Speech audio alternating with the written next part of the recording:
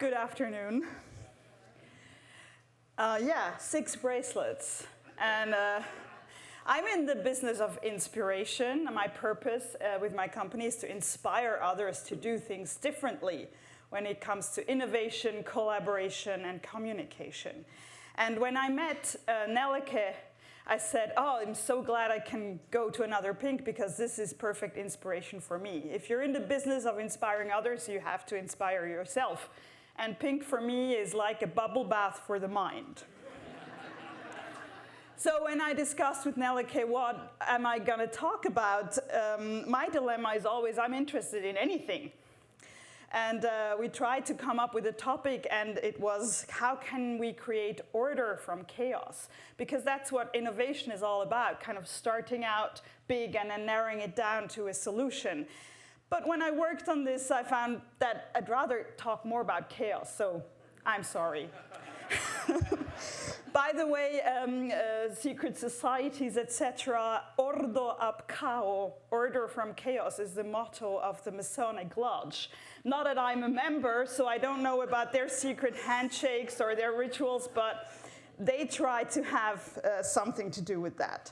So actually, I think we shouldn't be afraid of chaos. Chaos is something that we have to live with, and we should embrace it, because there's nothing more constant than chaos or change in our lives. And I think a few of the speakers today have proven that point.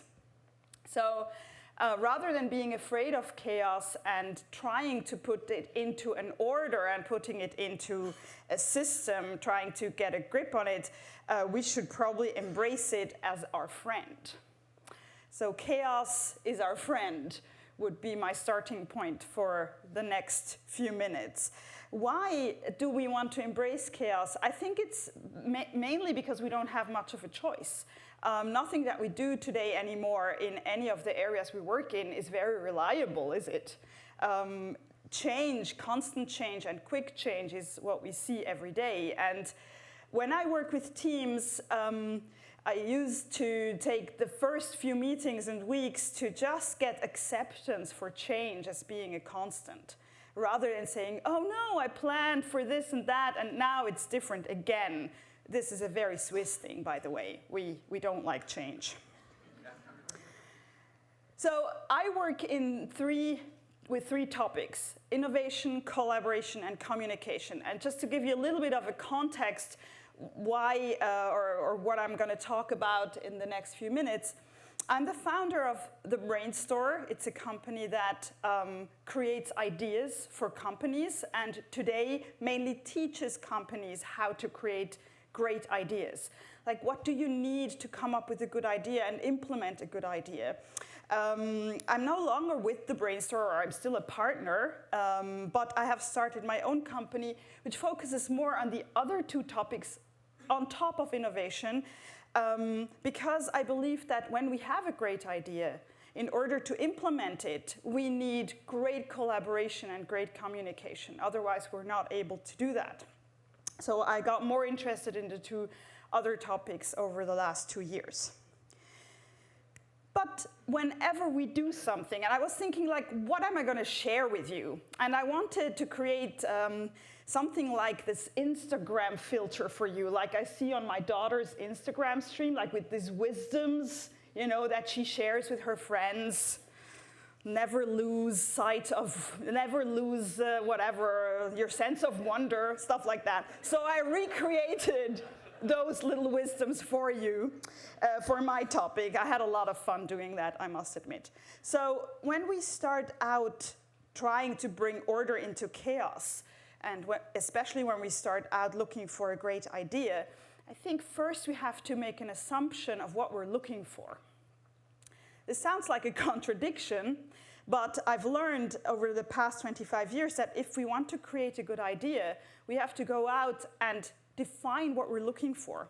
By the way, we had a lot of scientists here. That's exactly what scientists do. They say, let's define first what we're looking for, and then maybe we find something completely different, and that's fine.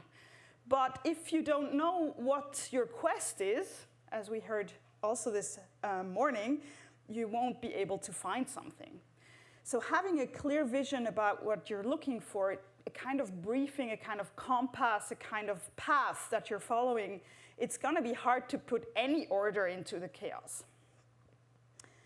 So having a good question or a good basis for your quest is important. Then if you have your quest, if you know what you are looking for, it's very hard to go out with this big question in mind and to come up with a good solution. But I think we've also heard proof of that today, is you have to go about it in different ways, from different perspectives. Look at the problem from different angles. And so to eat an elephant, you have to cut it into small pieces. So where can you start? What tiny little problems can you look at that will help you solve the big problem? I think that will also put order into your chaos. At the Brainstorm, I co-created a process called the idea machine. And it's not here as an image, but you can go and look it up on the Brainstorm website. And the idea machine is a system or a process where you can actually look at all these little pieces and explore the little pieces of your problem and come up with a great solution.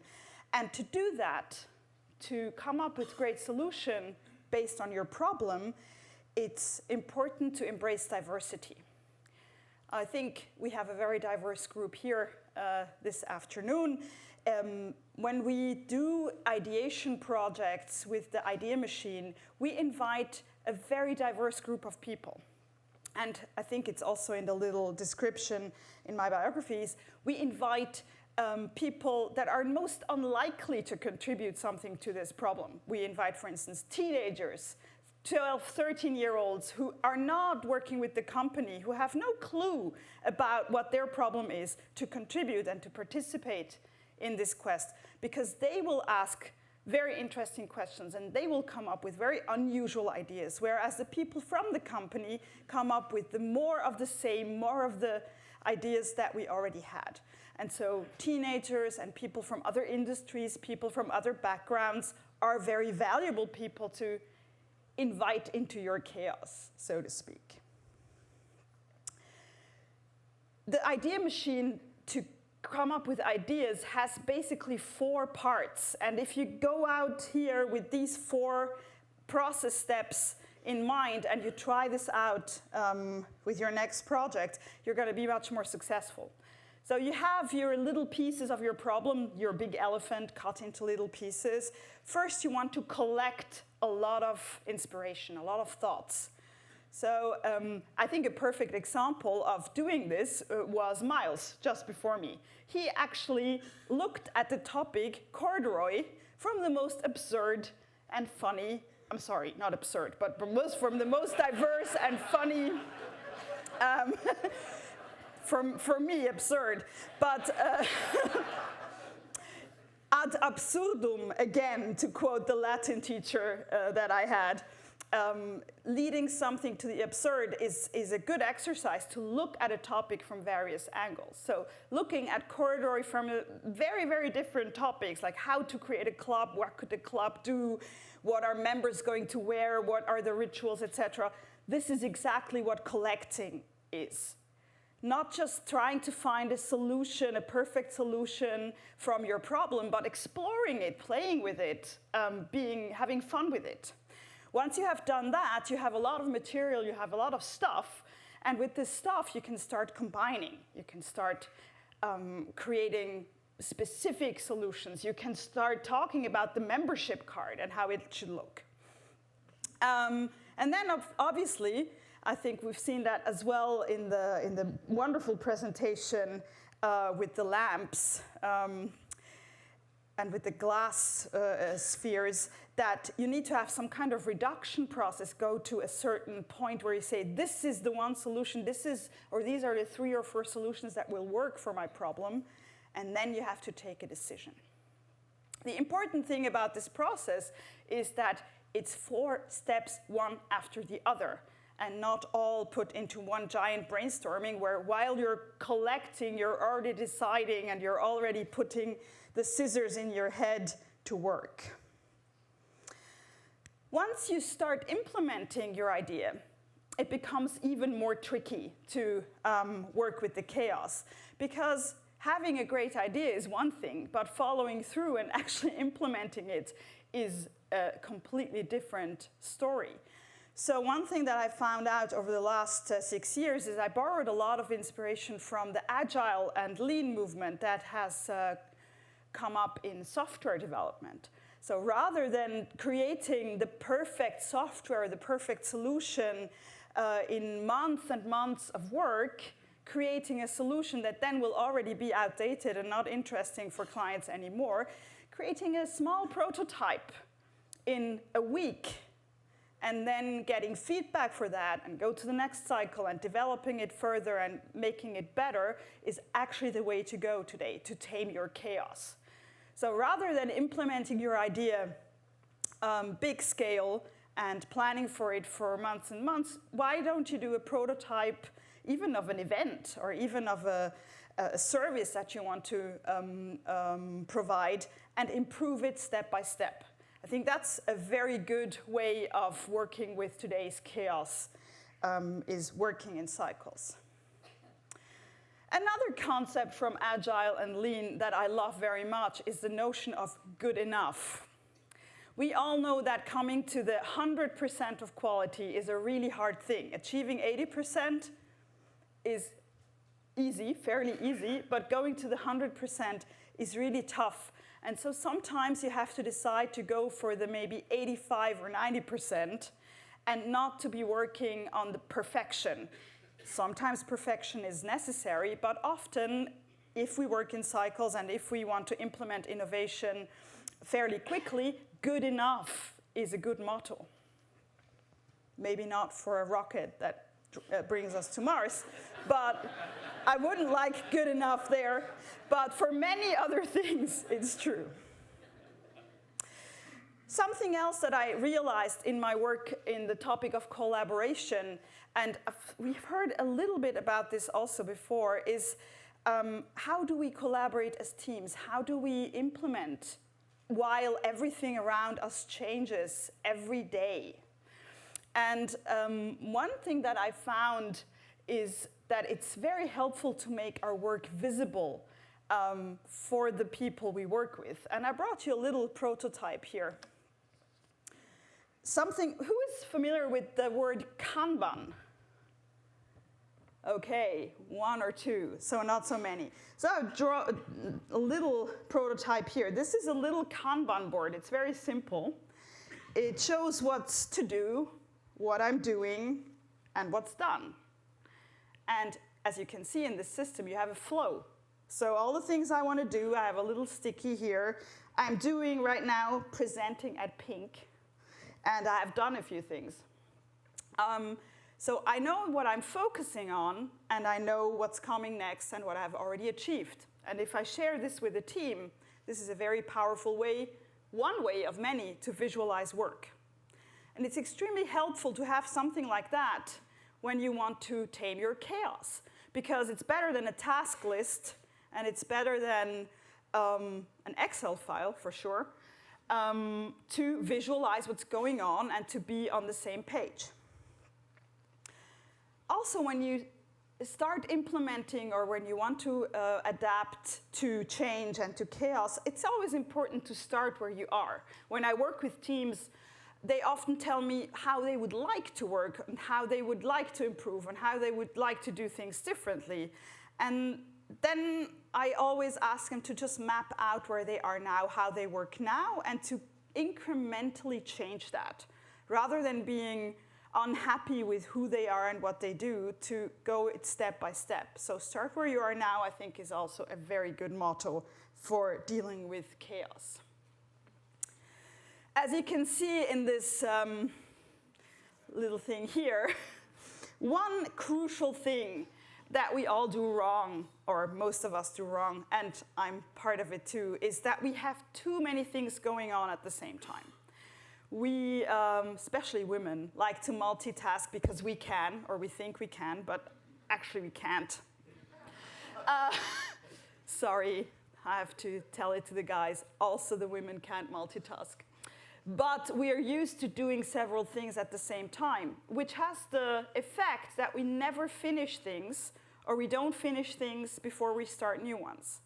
And in collaboration, especially when you deal with chaos, it's important to be very mindful about what is going on right now and what will follow later. So a good motto is stop starting and start finishing. If I use my prototype again, I have a little 1 here in my doing column, which means that I'm just doing one thing at a time. What an unusual notion for a 21st century workforce, right? But if I've done it, I can move it here and I can take the next one. So I'm gonna get 10 or 20 things done in one day anyway, just not all at the same time. Multitasking, so having this column full with 100 things or 20 things or maybe even 5 is very expensive. Not just cost-wise, but also for our mental states and our happiness, or what was it called? Contentment, exactly. And there's a little exercise that I always do with teams. It's about task switching. So if you, for instance, if you list numbers and letters and let's say names, first names of people in sequence, so 1, A, Nadja, 2, B, Hans, etc., it will take you much longer than if you do these things parallel. So 1, 2, 3, 4, 5, etc., and then the letters and then the names. So even with this small exercise, you can see that multitasking is very costly. Switching from one thing to the other, even if it's very simple, creates chaos. If we do things one at a time, we reduce chaos. So as a last reminder about this collaboration thing, it means limit your work in progress, limit the things you're doing at the same time, and you will be able to incorporate more chaos into your life, which we all have to do. What I always tell people when I work with teams is I'm not a big fan of rules and recipes and regulations, but each team and each person needs to make their own rules. I think the important thing is that we are aware of our own rules and that they are explicit. So if teams work together to collaborate, to implement innovation, they need to make sure that they know what their rules are and that they are in agreement. Then we have a self-organized team that really can work. For this, it's important to meet regularly. So the people you work with, meet them every day. Real good collaboration happens from coming together with people. It doesn't happen behind screens. It doesn't happen when we are remote. It happens when we meet. It can also be a Skype meeting if it's absolutely necessary, but it's better to be there in person. The real stuff is happening when we are spending time with other people. Because when we meet with other people, we have meaningful conversations about our work. We talk about the things. Maybe we stand in front of a board like this and we talk about what's going on and why we're doing what we're doing, and if maybe the priorities are changing, and if we're hiding behind our screens, behind our emails, behind our Facebooks, we don't have valuable conversations. And valuable conversations is what keeps great stuff going on and great ideas being implemented. This way, we can constantly improve the flow of our work. If we really embrace these principles, if we talk to each other, if we talk about the jobs, the work that we're doing, we can improve this flow and have a more satisfactory work life. If then something goes wrong, we can look for the root causes of the problems, try to find out what exactly went wrong, why did we fail, and not being afraid of failing. We've also heard this often today. Failing is part of the work, but we have to fail better every time. Maybe one of the most important things when we collaborate and when we want to implement innovation, have good communication, is to give more than you take. It's always better to do a little bit more than the other person and not expecting anything for that. But if everybody does that, what a great world would it be? I know that it's great to have a recipe sometimes, but I think it's better to create your own dish. We've heard before, we have heard from several people that they started doing things that they've never done before, like teaching. I'm a big fan of autodidactics. Like, we are too formal in our education. We're too formal in the way we learn things. We always have to attend the class. I don't think that's necessary. We can try out and experiment, because motivation and perseverance are more important than skill. It's about wanting to achieve something, wanting to change something that actually tames the chaos and not something else. So as a last thought, because time is up, experiment, try out new things, be curious, inspire yourself, and come back here so you get additional bracelets. Bye.